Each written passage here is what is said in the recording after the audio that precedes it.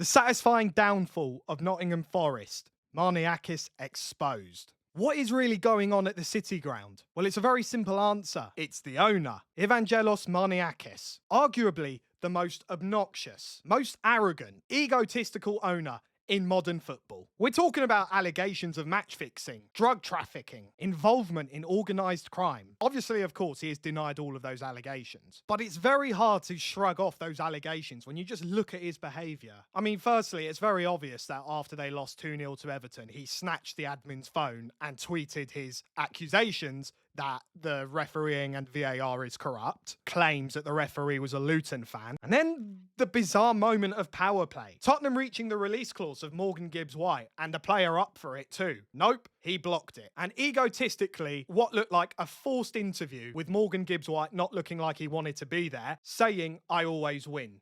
Funny that. I can speak on the behalf of every neutral football fan that this is a satisfying downfall. And Forest under Nuno Espirito Santo, they were 7th. And they secured their first ever European football in decades. They haven't even been in the Premier League for that long. And you would think that this would be a moment to build around the team. But Marinakis' ego simply couldn't see eye to eye with Nuno. We all knew that when last season he publicly ripped into him in front of all the cameras. And after hardly just 3 games, he sacked him and went on to hire Ange Postecoglou. Now listen, I'm a Spurs fan myself and I loved Ange for winning us the Europa League. But you've got to look at the bigger picture. This guy is not built for the Premier League. I mean, his highline attacking Ange ball just doesn't work unless it's in Scotland, Japan or Australia. I said that Ange would probably never get a job in the Premier League again. Boy, I was wrong. And since Ange Postecoglou's arrival, they haven't won a game. Nuno was able to take on the big dogs. Ange Postecoglou can't. And they have just lost another successive defeat